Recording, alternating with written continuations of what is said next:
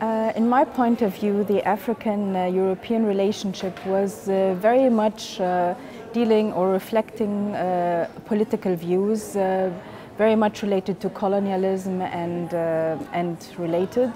And only after, like in the 60s, when all the African countries became free and became aware of the scientific needs, we could observe Europe as a collaborator, as a partner. Avant la fin des années 80,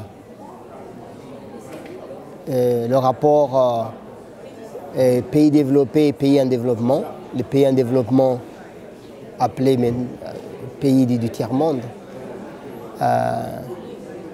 c'était un rapport pour l'appui au développement, je dirais. Et l'appui pour l'éducation n'avait pas, ne se focalisait pas sur la recherche, parce que la recherche n'était pas considérée comme quelque chose d'important pour le développement.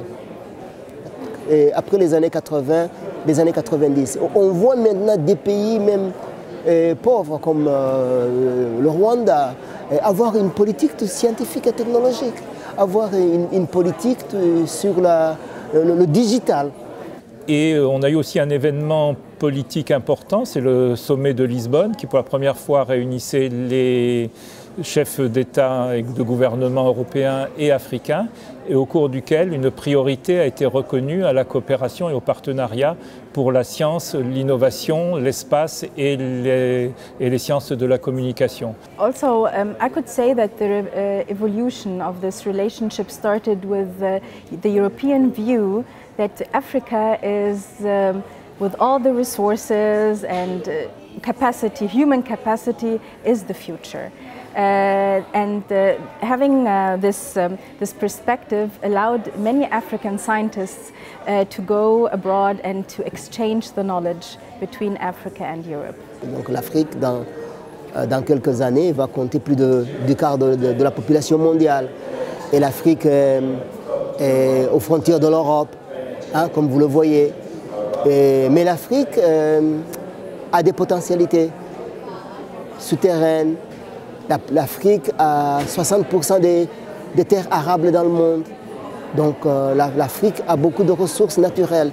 Et ces ressources naturelles sont assez importantes pour pouvoir la science et la technologie. Et je vois, je dirais, un intérêt croissant de l'Europe pour pouvoir accompagner l'Afrique dans ce mouvement pour le développement. Un partenariat qui se fait sur un pied d'égalité beaucoup plus fort, où les programmes, les projets de recherche sont co-construits, co-gérés et co-évalués ensemble pour le bien des communautés scientifiques et européennes et africaines. Medium-term relationships started with the very recent projects the European Union supported, like the PRIMA or the ARNet Med. So these are African or Mediterranean even projects with Europe, just finding the grounds to find solutions for challenges that are faced by Africa and by Europe. Je vois par exemple dans l'établissement de l'Agence africaine pour la recherche, je vois par exemple l'Europe accompagner ça, et ça sera très important. Comme ça on pourra avoir une mobilité entre l'Afrique et l'Europe. Des jeunes Africains venaient en Europe pour quelques mois pour faire la recherche. Des jeunes Européens allaient en Afrique.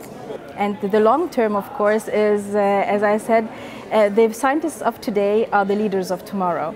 And I believe that if you are doing this today to our young scientists, giving them the opportunity to go abroad and to exchange their knowledge, then definitely on long term, when they become leaders, this would prosper the relationship more and more.